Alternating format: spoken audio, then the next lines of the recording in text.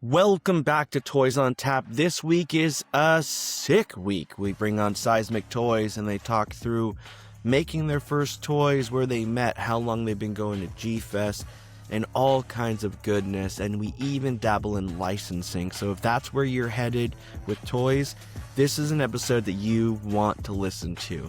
For more Toys on Tap, you can like, follow, rate, review wherever you get podcasts.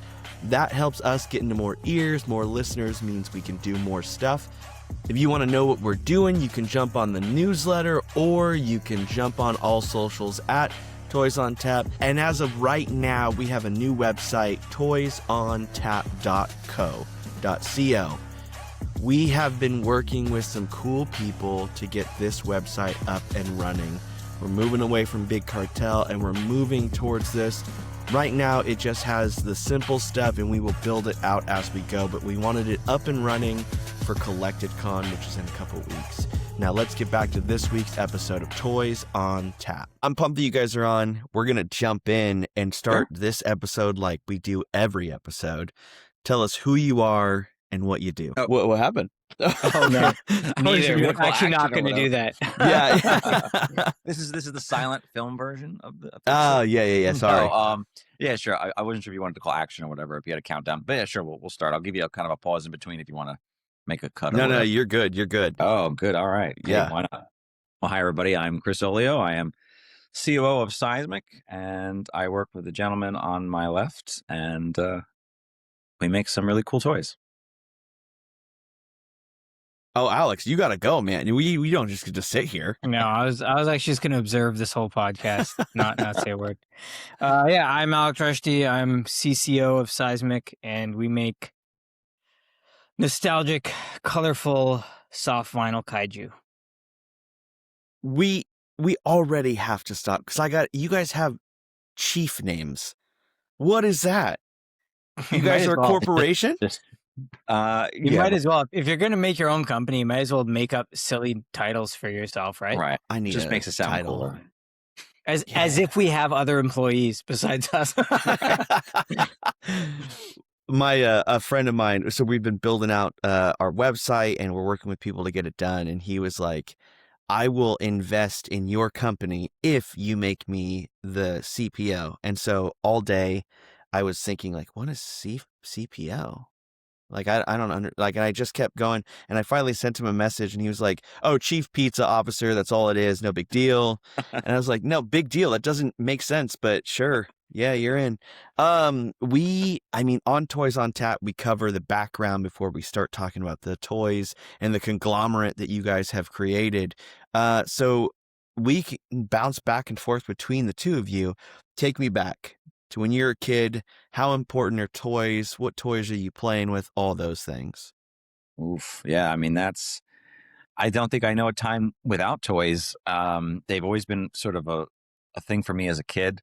You know, I mean, I love video games and, I grew up late 80s, early 90s, but for some reason, toys in particular were very, very important.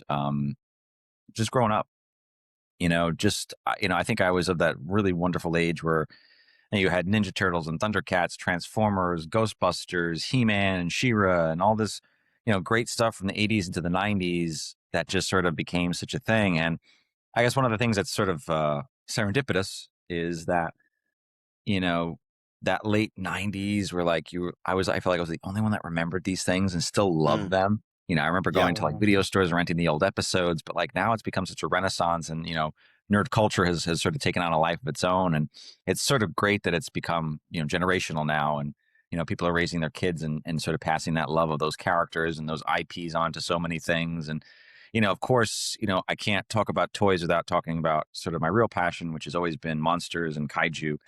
That's just been something that it's one of my earliest memories and it's always been with me, Godzilla to Gamera to Ultraman. All that stuff has just been such a important part of growing up, inspiring me to do different things in my life. And, it was just something that I still collect to this day. I mean, Alex, it's going to you, but I got to come back after to Chris and talk how'd you find that stuff growing up? But Alex, tell me about your childhood and stuff. That's a whole other thing. So yeah, for me, from a very young age, I loved dinosaurs, and of course, I was into any dinosaur toys I could find. I was super excited about. There's actually I don't remember the brand name, but there's some, like, weird Canadian dinosaur toys. There's, of course, like, Chinese imperial stuff that you could find everywhere, that I only learned, like, a few years ago was just, like, slathered in lead paint and stuff, and Yeah. it probably explains why I am the way I am.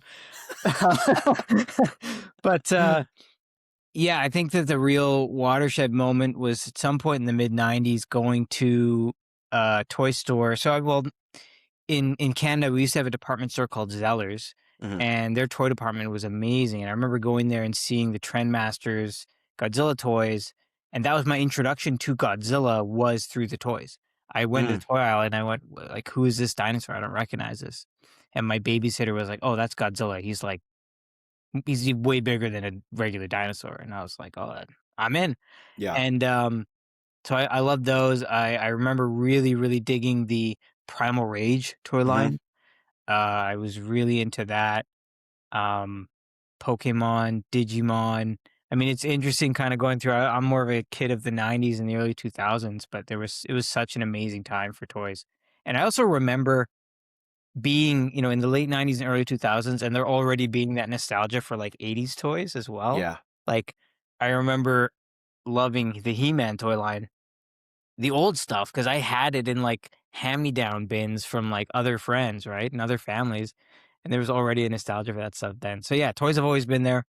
Sofubi is my number one. Even as a kid, I would look up online um, pictures of soft vinyl toys, like Japanese stuff from Marusan and M1 and whoever else was making it, and I would just be like, "Wow, this stuff's so amazing! Someday I gotta find this stuff. I gotta find out how to get this stuff." But took some time before I could actually locate it. Yeah. Dude, you brought up Primal Rage. That game, Yeah. like, I loved the game, loved the toys. They came with those little yellow people. Oh, like the little caveman. Because Yeah. in the game you could eat them or like throw Yeah. them or hit them, all those things. And my mom caught me playing with them at one point when I was a little kid, and she was like, "Why are you so aggressive? Like, why do you always make the monster eat them?" And it was this like the first hold my beer moment that I ever had as a kid, and I was like, "Watch, this is what you do in the game. Like, I'm just playing it out." And she Uh, was like saddened by that. That was the game. You both said something. I mean, now, Chris, I don't have to jump back to you because you both brought it up. How are yeah. you guys finding out about Ultraman and Kaiju and Marusan and all these things at such an early time? Like, soft vinyl and sofubi kind of takes a dip and doesn't have like crazy popularity in the US or in North America at that moment. And so, how are you guys coming across this stuff? For me, it kind of started with conventions, really, and Yeah. kind of getting into like the kaiju conventions that were going on, and As a kid? yeah. I mean, Oh, my first convention was like I was 13. There was a local show in New wow. Jersey, and not far from me, and they had a whole bunch of stuff, and it was sort of like a mini, what G Fest is and Kaiju Brooklyn is nowadays. But it was great, and it sort of got the bug for me to, I was really big into Bondi, and I used to have a, a Yeah. cousin that like every Christmas I'd get like a shirt box, but it wasn't full of clothes. It was always full of like a whole bunch of Bandis, and it was you never know what you were going to get, and it was just so much fun. So I kind of really just did a deep dive on collecting Bandis, and from Bandis you go to like X Plus and different things, and me and Alex, that's how we know each other, is that we met through G Fest and we became friends, and a whole group of us have just stayed in touch and been very, very close over the years. And I had like one or two sofubi figures, but really I attribute Alex and another friend of ours who really kind of exposed me more to it, just sort of in the early days of going to conventions. That's crazy. All right, Alex, how'd you come by it so early? So for me, like, finding Godzilla toys or Ultraman toys or any of that stuff was pretty hard to come by. Mhm. And what ended up happening was I so early on, I remember Club Tokyo, the website clubtokyo.org, being the only place where I could see a lot of these toys. And when I was growing up, a lot of the characters, they didn't have toys from Bondi, they didn't have toys from Trendmasters, they didn't have toys from anyone else, but you could find a Sofubi of it. Like, if the only way I could get a toy of Titanosaurus, for example, was M1 made a sofubi of it. For the longest Mm. time, there was no regular size Titanosaurus, and so I was looking at all these toys, and I found the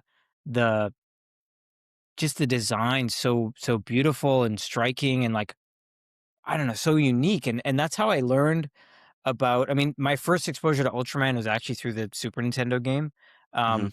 but I learned about the all the kaiju from Club Tokyo because they would post photos of these kaiju, and I was like, "What is that? Like, I've never seen that before." And I ended up finally going to G Fest, and I think I was like 18 when I went first time, Yeah. and that was like Sofubi heaven because they finally had, like, I could see in the flesh all these soft final toys. Actually, I want to say that before G Fest, I did a student exchange to Japan, and I bought some Hmm. stuff there because basically, if I could find it, and sometimes I dig around. There was a shop in Edmonton called Comex Hobby, and they would import kaiju toys. And not really what I would call like traditional sofubi, but that's how I was able to kind of get some of the stuff from Japan into Canada. Holy jeez. Walk me up a little bit. Did toys kind of do the traditional thing that they always do is we kind of grow up, get rid of all of our toys and move on? Or are you both just keeping everything? I would say I've kept most of the stuff. I was like that. And again, it's like weird in hindsight, happenstance. Growing up, I kept all the backs to my action figures. I Yeah. kept most of the boxes to like the vehicles, like Ninja Turtles and Ghostbusters and stuff like that. So, I just, it's a love that never really went away. And I always kept it. And I guess in hindsight, thank God. Yeah. And I've always kind of kept it as part of the collection. I would say growing up, I have most of the stuff. I really didn't get rid of most stuff. I mean, later in life, you get rid of stuff maybe you just don't want, but like I never was Mm. like, oh, get rid of it and come back to it later. It was just sort of a constant. Yeah. I mean, that's the like I can't even tell you where any of those toys are from my childhood. I can remember which ones I had, but I don't have a single one, which is so sad. Alex, what about you? Oh wow. Well, for me, it was a bit of a mix. Like that very first Godzilla figure that I got, I still have. It's over there on top of my television set. The thing is though, the vast majority of my collection Mhm. was in my house when it caught fire in around Oh, 2006, 2007. yeah. So most of it went up in smoke, and some of it I was able to salvage. That Godzilla I rescued, and I was able to scrub all the smoke off him. Like, he wasn't up too high. He didn't get melted. But a lot of it just was just a write off. Um, and then I mean I did get some money from the insurance company to like buy new stuff, but not much. So I remember. Yo, let's pause right here because I need to tell you something. We have Collected Con coming up, Pasadena in June, with Designer Con and then Designer Con in Vegas, and we have decided to go with the Godzilla Fest in September. So we're really excited. We have a packed year. You come up, meet us, come say hi. We want to talk to you. We want to talk all things toys and just hang out because that's what Toys on Tap is all about. So stay up, stay with us, and meet us at all these events. It would have been around, I think I was 16, 17. It all got wiped out. And I was like, okay, I've got like $1,000. Like, I can start to rebuild a collection. And that actually was around the time that I started to look into, well, you know what? If I've got this money and my whole collection's wiped, I'm going to finally get that Titanosaurus M1 that Yeah, I want. Right. And it was like that kind of started the bug, and I started to rebuild. And I, dude. I have over the years gone back and like, oh, I used to have that Primal Rage figure. Like, I gotta get it. Like, I should, Yeah. I should have that. Yeah. So we need to drop a GoFundMe link to rebuy your whole collection because that's Yeah, so definitely. heartbreaking. Yeah. Um, man, take me up to the point at which you guys meet. I mean, go meeting at G Fest is such a crazy, like you meet so many people at all these conventions. Like you guys were just at Designer Con. How many hands did you shake and talk to all these people? And somehow this partnership is birthed out of that. And so take me to that year. we start going. We're going to skip all the way to that point and Uh, tell me like how that happens. Sure. I mean, the long and short of it is, we would meet up every year.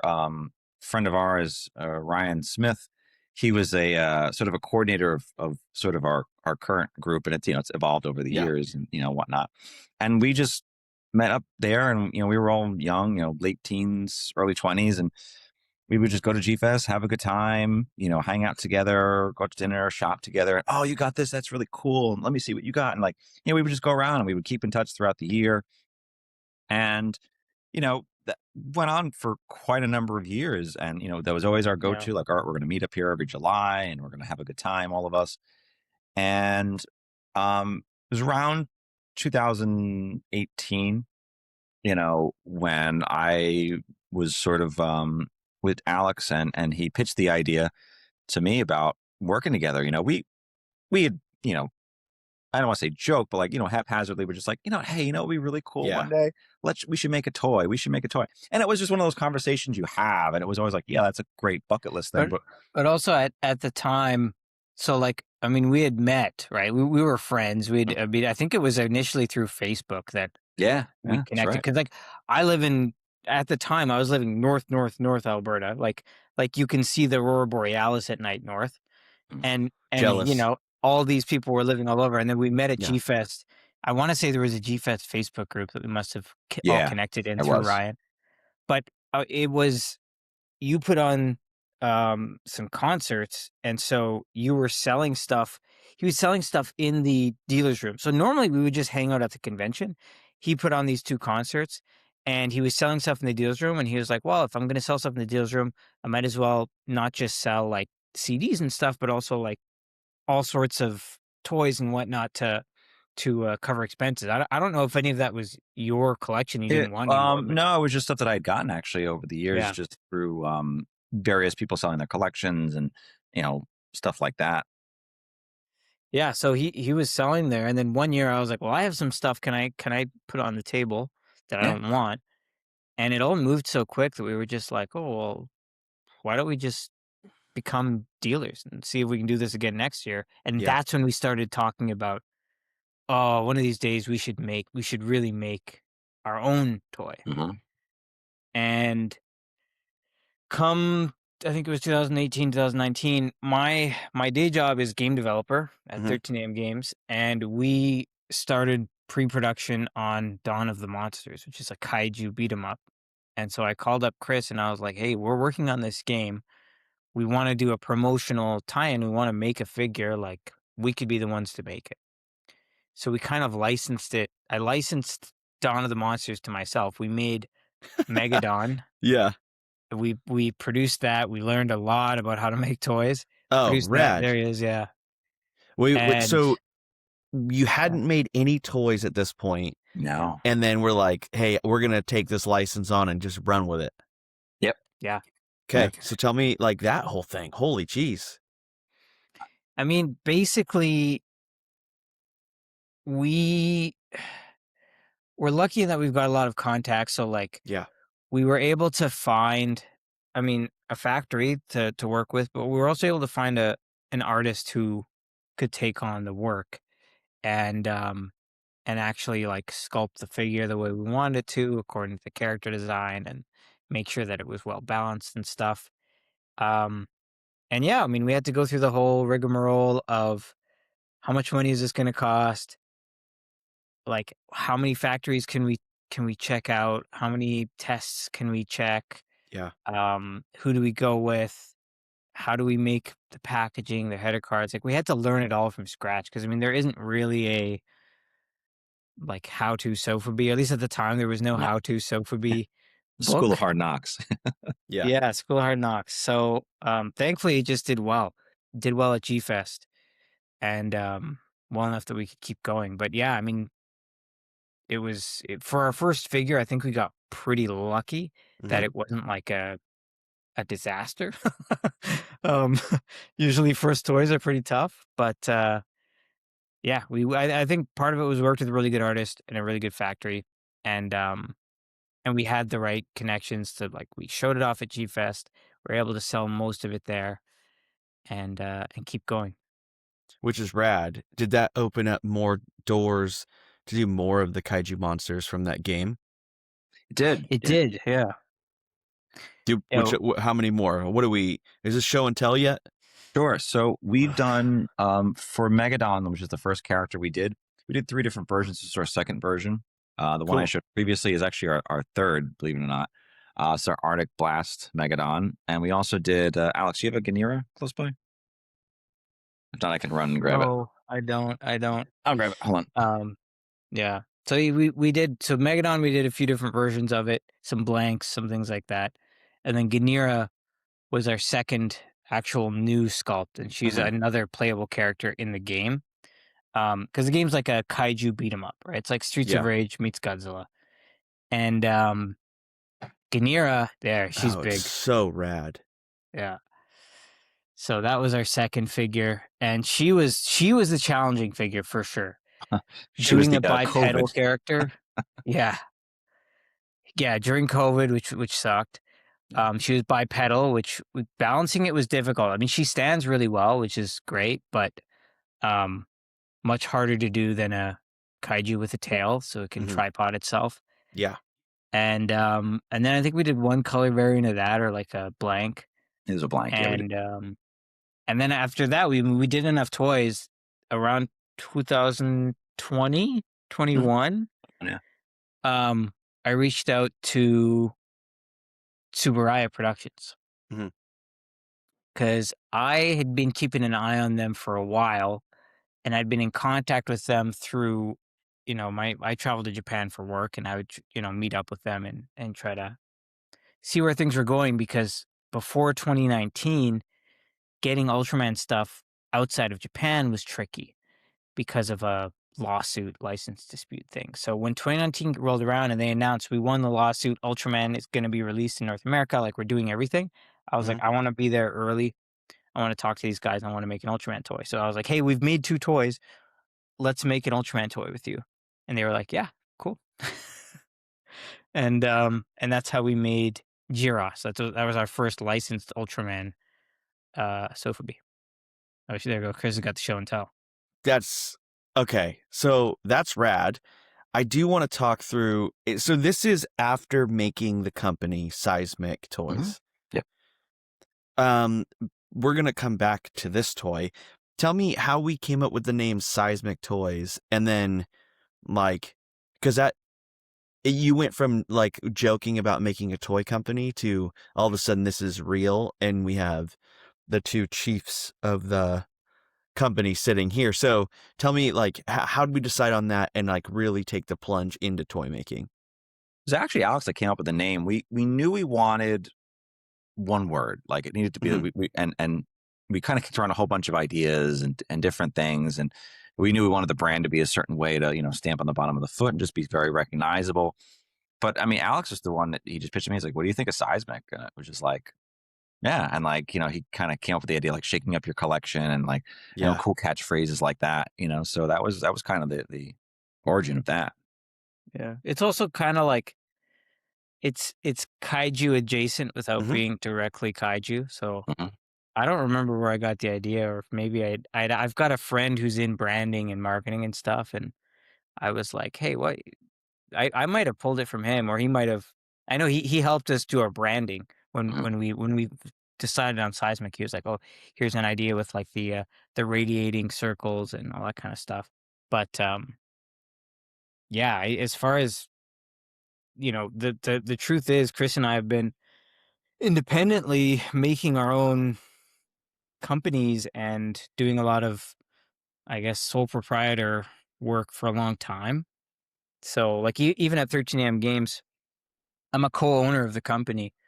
So I guess we've both got a bit of an entrepreneurial streak.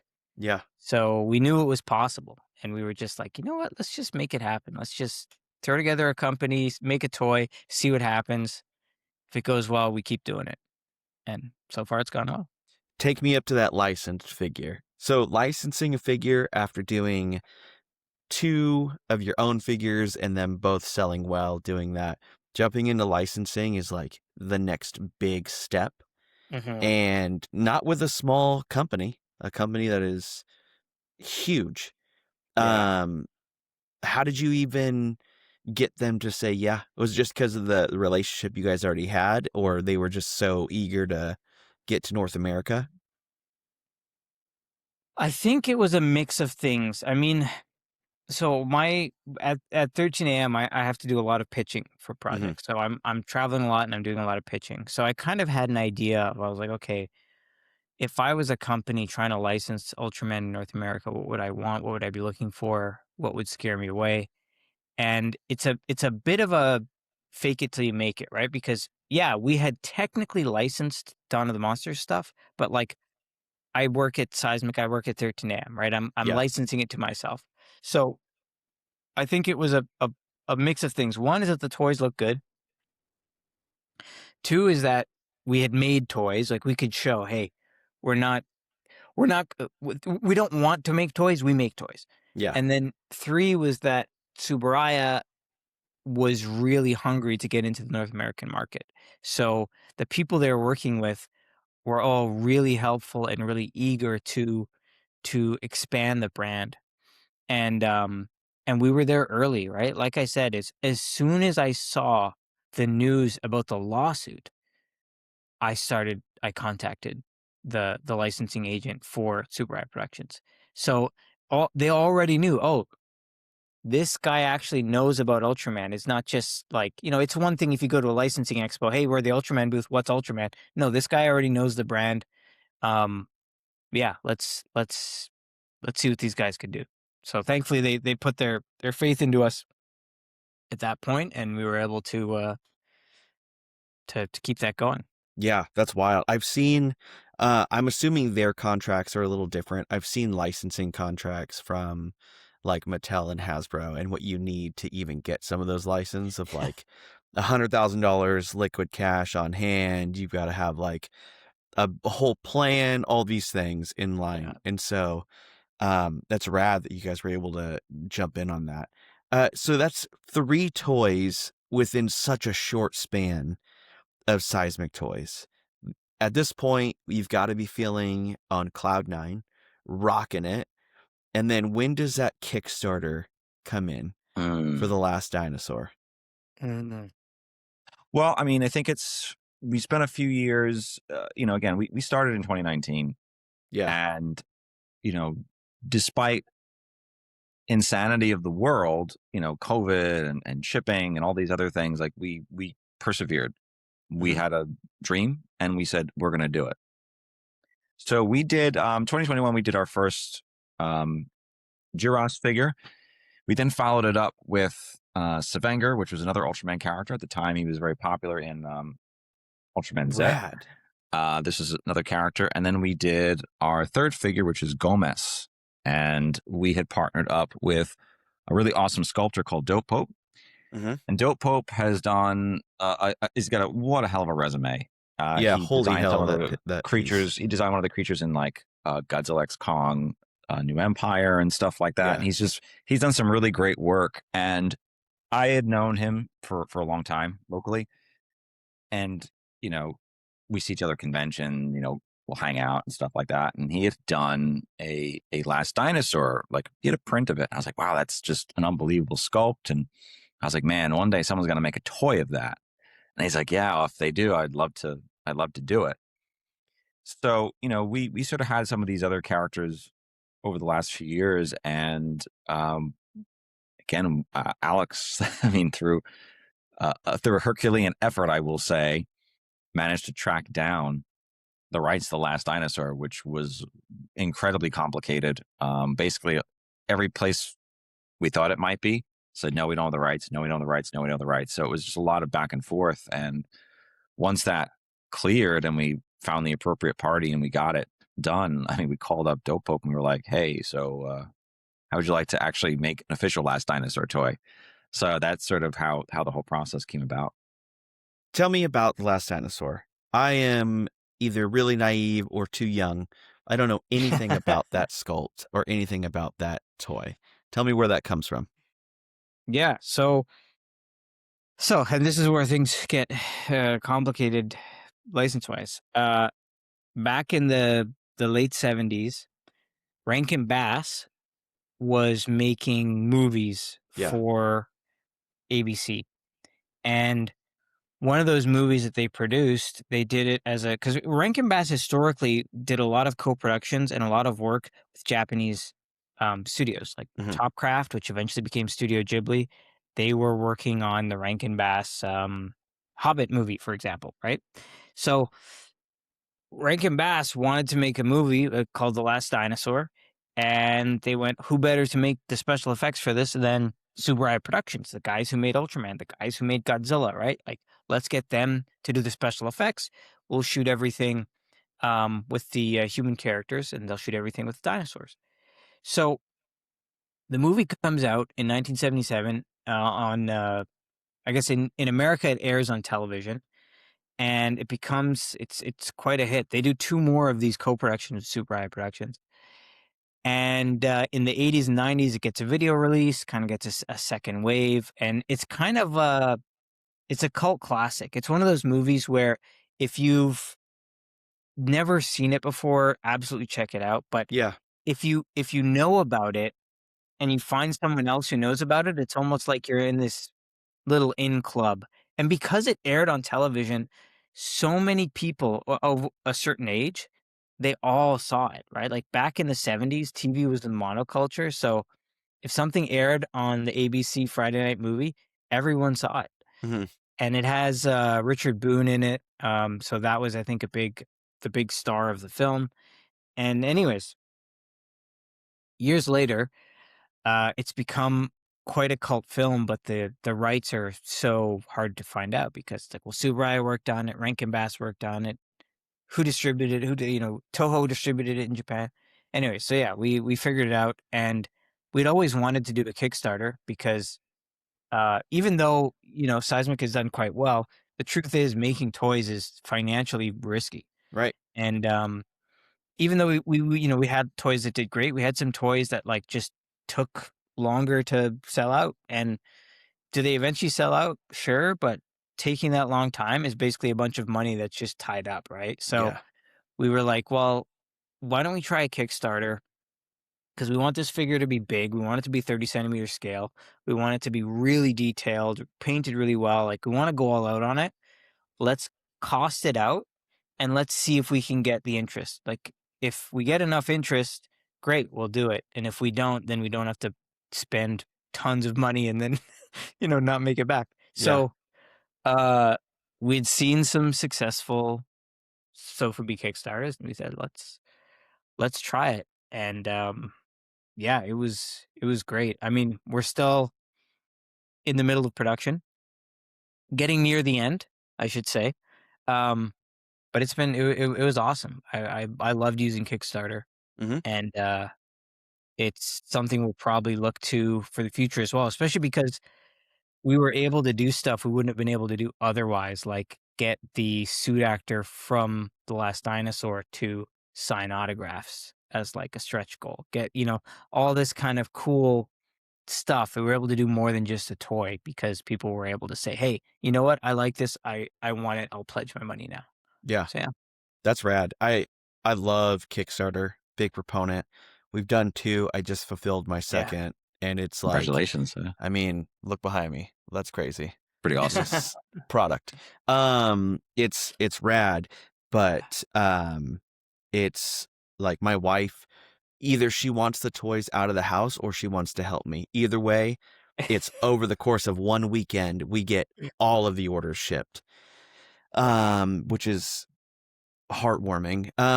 But yeah, how far along in this process are you with the Last Dinosaur? Are they like middle of just painting? You already have the samples, I'm assuming. Yeah, Yeah. we've Okay. already got the samples. One of the things that we did via a stretch goal is so this is actually not The Last Dinosaur. Okay. This is Ururu from Mhm. Dinosaur War Eisenborg. So Super Eye Productions, they took the suit that they had from the movie, they put it in a different TV show. And then because we have the connection with Subaraya, we licensed that character as well. So this is coming out as well Unreal. later on. But yeah, we're basically at the point now where we are just waiting for painting and final assembly and package. Cool. We're probably I don't want to speak too soon. We're probably like a month and a half out from like shipping, Mhm. which means that once things ship, assuming that we don't get any nonsense with customs and all that kind of stuff, we're hoping to be packaged up and ready to go some point in the summer. Let's pause right here real quick. We have a couple updates with what's coming for Toys on Tap. One of the coolest updates that's coming pretty quickly is our partnership with Depressed Monsters. Ryan is creating something amazing, and we are collaborating to make it happen, and we could not be more pumped about that. Next, we have interviews that will be live in person at CollectedCon. Really excited. A good friend of ours is coming to film. He's also filming the panels for them. He'll take pictures and all kinds of stuff. So we're really excited. And at CollectedCon, we also have Mark Nagata coming in for one of the days to take over the booth so that he can bring exclusives, a new shirt that we collaborated on with him, and all kinds of cool stuff. And we are also with Gong Kong Studios, which we're really excited for. So get ready for those two things. I think this is a good conversation to have for sure. Yeah. So for customs, like we do all of our packaging stateside. So like I do it all. You say it's awesome, but it's a task. That's a lot of work. That's a lot of work. So it's like assembly. And I think it's because we haven't done blisters that like adhere, right? So the first one we did bag and header. Second one was just card back, blister, inner blister. So like, and the card bag slipped in. So it wasn't that big of a deal. But like customs and stuff, it's tough telling people like sometimes it's just not real and sometimes it really is. So if I ship to Canada right now, I get hit for like $40 no matter the size of the box. Yep. But on 2 shipments from China, I haven't been hit once. So it's like, what are we doing here, right? Like I got a sample shipped in from China and that cost me $38. I got 500 toys shipped in, $0. Yeah. So it's such a fickle thing. Yeah, it's wild. I remember I had to ship it. I had to ship a sample. Yeah. Did it actually make it? For photography. It made it, but they were like, yeah, the tariff charges of $125. And I was like, on like a not even a $25, $30 box. You know, it's so that's wild. So we have those. Which, by the way, you go through this whole process of finding the people that own this thing. I had to do that with Snailians recently because we're going to license Snailians with the company. How did you finally track it down? It is a nightmare to like, you pull at one thread until it's out and then you realize there was nothing at the end of that. A lot of phone calls and emails. It took me 8 months to find the license holder. It's a bit like detective work because, I would attend licensing expo and I would talk to everyone that is on paper, distributor of the film. Mm-hmm. But the thing with Rankin Bass is Arthur Rankin Jr. himself maintained most of the like merchandising and IP rights for a lot of that stuff. It didn't go to other companies. In fact, if strangely enough, a lot of this like, and a lot of Rankin Bass stuff that is out there, some of it's properly licensed, a lot of it isn't. Mm-hmm. And there have been some court cases about it and some problems with it. There are certain characters that are actually owned by their original artists that designed them. There are certain characters that are owned based on the original story, and then there's those that were owned by Arthur Rankin. So it's the way that Rankin Bass got chopped up after it,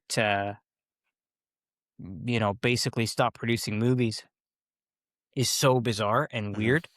And I chased it around. I talked to Toho. I talked to Warner Brothers. I went all over and everyone was like, yeah, we don't have the rights to that. We just don't. And I ended up like ordering books off Amazon about the history of Rankin Bass and trying to find contacts through those books to eventually get the email of someone who could give me a phone number of someone who was like, oh yeah, I know who has it.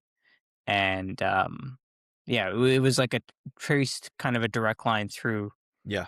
Arthur Rankin Jr.'s estate. Oh, And cool. like I had to basically become a historian of Rankin Bass in order to find this shit out, because otherwise it would just rot away. Yeah. I mean the history in toys in like through the 80s and 90s of sometimes these people are designing toys and then they hold the rights, right? Like Yeah. Trash Bag Bunch is held by one person who Last Resort Toys is like licensing through instead of the company that produced it. And it's like Wild. that should have never happened. Like we Yeah. should all have these like different, but It's bizarre, and yeah. it's even like King Kong versus Godzilla, right? Like, believe it or not, King Kong versus Godzilla, which is a movie from 1962, Yeah. in North America, like Toho doesn't distribute that film. Mhm. Universal distributes that film, even though Toho has their own establishment here, right? It's like Toho distributes or Universal distributes that film, but that doesn't mean that Universal can make merchandise based off that film. That's a completely different license. And Yeah. it's like, what's going on? Like it's One crazy. of the things for King Kong is whatever the original book is, like the Yeah. name of it. Public domain. Yeah. So that's public domain. So if you follow it to the letter from the book to sculpt your toy, you're kind of hidden if you can like prove it, if you've got the legal team as well. But the second it looks like any other thing that's around, it's all up in smoke. Yeah. It's fun. It was fun to learn about it. I mean, I just wish Yeah. that it didn't take 8 months. Yeah. So we have those things. What's coming up now for Seismic Toys? I mean, tabling, are we getting bigger booths? Are we like bigger toys? What are we doing? What's coming? Oh, here we go. More show and tell. If you don't pull out a 36-inch kaiju monster, I don't want to see it. This is our first one, Wings. So as far as sort of what's next, I mean these next few figures, Gigantron from Ultraman Rising, also sculpted by Dope. It's a pretty big figure. Gigantron is currently shipping to us, as well as we did a really cool set of blind box Astro Boys. Our Astro Boy Street line, which was a fun project for us to do something a little different, both blind box and do something a little more, kind of a cute, smaller toy, something, on a different budget scale. So those both are currently shipping to us. And Last Dinosaur is also in the oven, so to speak. It's being cooked at the moment. Holy jeez. Yeah. I mean, tell me about the transition to blind box. So we did when we made the Lucky Kaiju Claw, that was the original, like blind box was going to be it. Yeah. And then through like miscommunication with the factory, like prices doubled overnight. And it was like, oh, we're not going this route, because you have to figure out like ratios and like chase and variance and all this stuff. Tell me about that pivot from we're making kaiju monsters that are licensed over here to then switching to a whole different license and style. So this came from at Licensing Expo. I got to meet the people at Tezuka, and I've always loved Astro Boy. Like I love retro Japanese science fiction of any kind, and I'd always loved Astro Boy. And we'd always been interested in doing blind box because, I mean, like blind box does numbers that sofubi just like cannot reach. Like blind box is huge. It's crazy. It's really, really nuts. So we were like, well, we should try it and see what it's like. I mean, it would be fun. And we had a cool idea. We were like, well, let's take Astro Boy and mix it with like Halloween monsters, werewolf, Dracula, Frankenstein, that kind of stuff.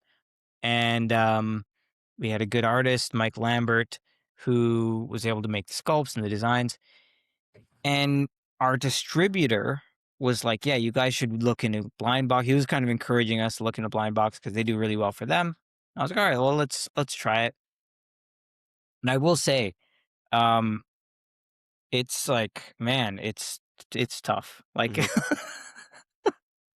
Making blind box figures is like, hey, you know the amount of work it takes to make one soft vinyl?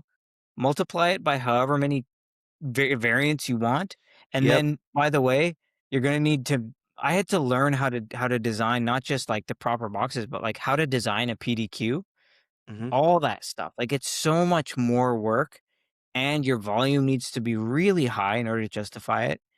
And it's the margins are super slim. So it's blind box is really cool, but it's hard to do blind box competitively. It really is.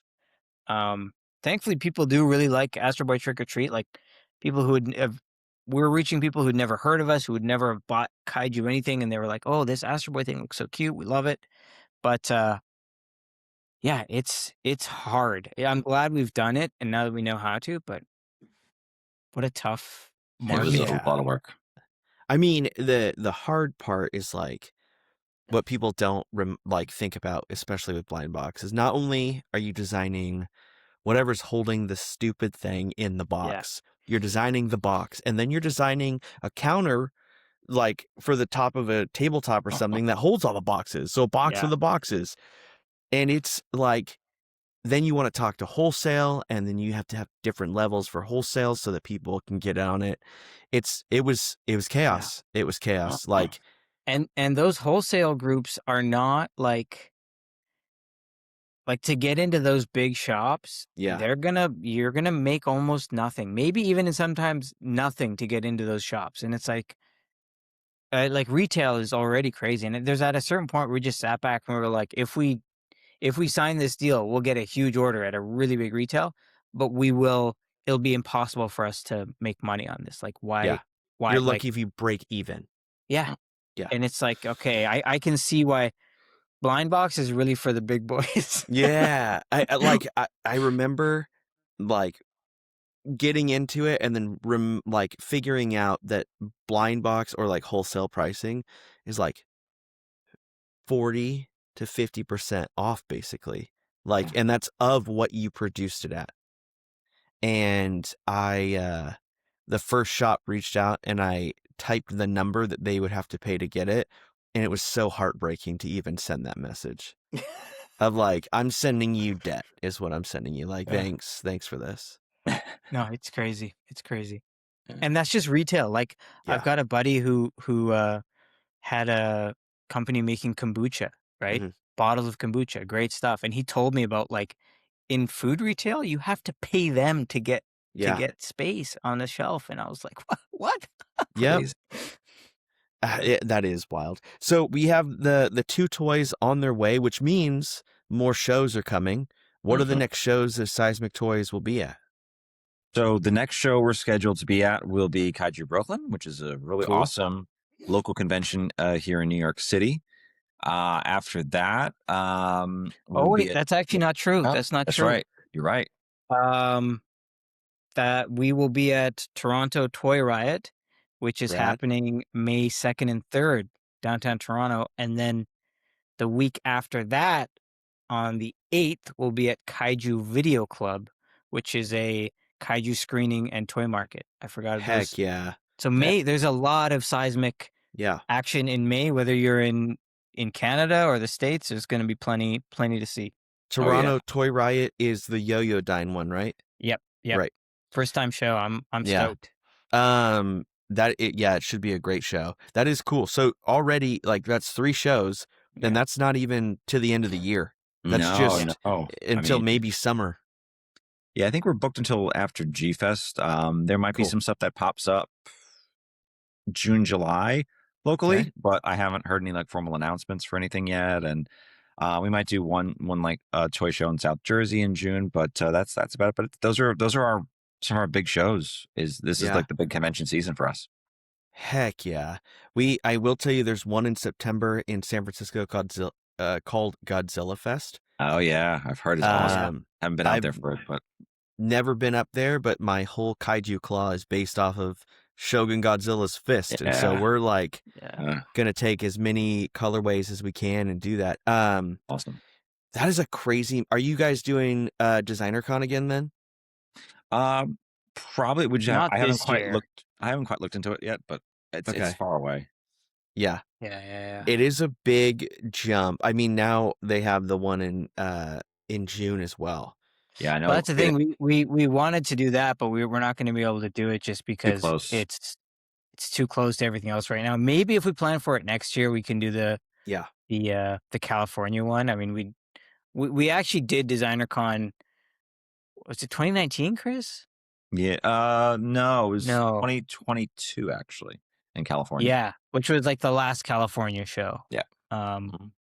So yeah, I mean, we want to be back in there for sure. Heck yeah. It was so good to like meet you guys at a Yeah. designer con. I think that's the best part about what happens. I do have to ask, I mean, we heard about the toys that are being shipped. Do we have a toy that we're currently working on after that one? Those get shipped. Yes. Funny you asked that. So Here we have go. 2 3D print prototypes. These are Yeah. licensed from Full Moon, so very cool deep cuts in the kaiju community. We have Zarkor and Kra, the invader from the films that Full Moon put out. Holy jeez. They look great. So these are sculpted by Creature Preacher, who did a really outstanding job on them. Yeah. These currently are in pre-production, let's just say. Okay. We recently did the colorways on them, sent them off for approval. And, I think once Last Dinosaur, starts, once things start shipping to us, we'll start and we get all that stuff done. We'll put the focus on that. After that, we have a really cool. We're talking like 2028 at this point. Holy moly. Hopefully not that long, but we'll Yeah. see how many we could do in 2027. We have Bemular from Ultraman. So this is a really great amazing. design, which is a great partnership we did with Last Bastion Studios, who did the sculpt, and Yeah. Robo7, John Bellotti Jr., the guy that runs Kaiju Brooklyn, who designed Bemular. So that's something that we're very excited to do. We will sort of be sort of creating the colorways for that, and that's something that hopefully will launch. It's hard to say if it'll be this year or early next year. Zarkor and Kra, expect more information on that, give or take around the summer. Yeah. When licensing from Subaraya, I noticed like doing it from other people or even the one I'm in right now. Do they say that you have to hit a certain amount of like you have units to sell, or is it like at this point you guys have done enough where they're like just make the character?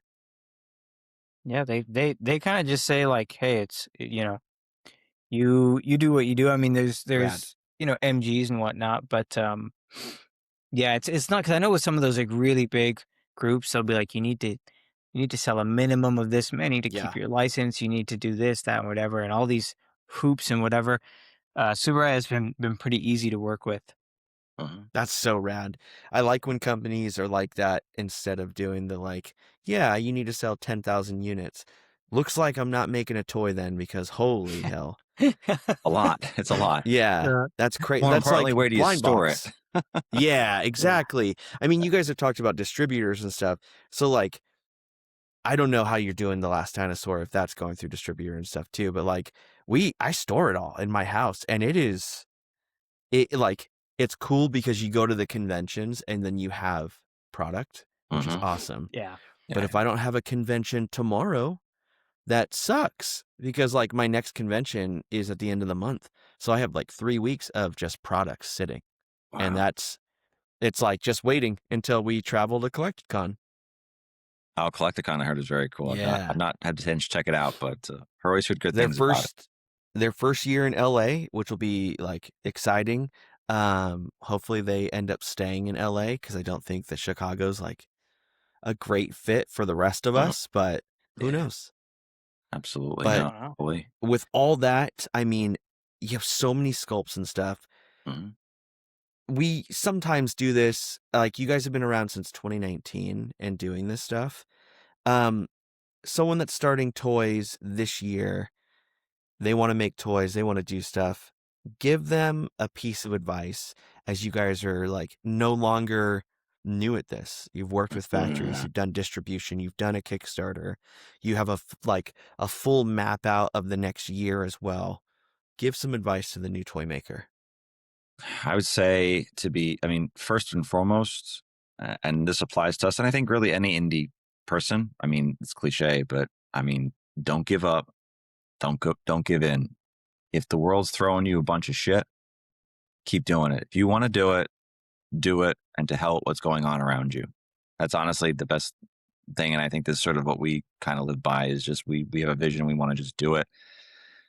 We do a lot of research, get experience. The more experience you have, I mean, even on our big shows, I mean, Alex, I mean, to this day, we'll always do what went right. What can we always do better? You know, that's with any show. You sort of do, all right, this went really cool. This is, you know, we look at it from all angles, you know, because I think that makes you a better creator. It makes you a better seller. And, you know, make sure you're having fun with it. Alex, you got something for me? I would say, especially if someone's looking to make their own toy, I'd say two things. One is start small, make the smallest possible thing you can. Yeah. And also, like, figure out a method to determine how much interest there is for what you're going to make. Like, and I've seen this happen before, where someone will really want to make a toy and they'll make the toy, which is kind of nuts. And then they'll be like, all right, now I just go sell it. And they'll be like, why is no one buying my toy? Yeah, that ain't it. And it's like, no, you need to, especially if you're doing an original IP, right? An original creation. Yeah. You need a way to test that. You need a way to validate it. And maybe that starts with like doing little animations or comics or putting stuff on social media and building up a gathering. Or maybe you start by doing prints, or you start by collaborating with someone. You need to find a way to determine if there's an audience for what you're going to make before you make it. Because if you don't do that, you're going to have a garage filled with unsold toys. Yeah, absolutely. That advice, I like, that might be the clip and the tag for the show, because I can't tell you, like, people will come and they'll say, like, I want to make a toy. Like, what do I do? First, make sure the toy will sell, because I get the phrase and the understanding, like, no, we just want to make one. Like, it's for us. Of course. That's fine. Then you better love 200 of them, because that's what you're about to sit on. Right. And, like, you better love 200 of them.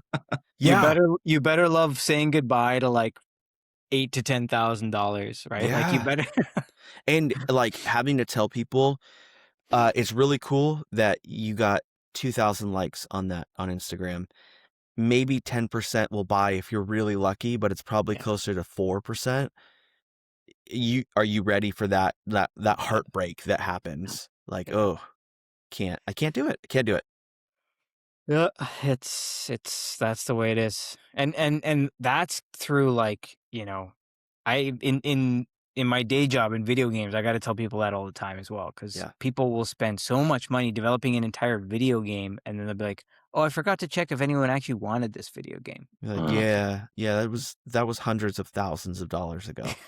Yeah, we got to just get it sold. Gosh dang it. The last part of Toys on Tap every episode is, please plug the stuff. I mean, we've talked about the toys, but plug where people can find you, how they can work with you, how they can wholesale those toys, all kinds of stuff. Please share that here. Sure. So you can find us on our main website, where you can actually order and pre-order a lot of the figures that you saw here today at www.seismictoys.com. You can also follow us on Facebook, Instagram, X, and Blue Sky, which is at Seismic Toys.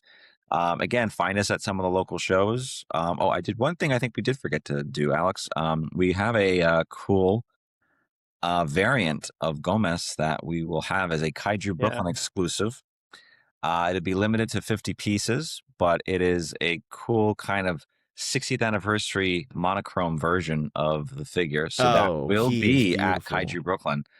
Yeah, because Gomez is totally sold out. He's been sold out for a while. Yeah. So this is the black and white 60th anniversary version in celebration of 60 years of Ultra Q and Ultraman. So amazing. Yeah. So again, find us online. We're always accessible. You know, people have even contacted us through the Kickstarter page as well. Yeah. Heck yeah. Guys, thank you so much for coming on Toys on Tap. No, thanks for having us. Yeah, for real. It's been a pleasure, and I hope we can see you again at some toy show in the future because this is great.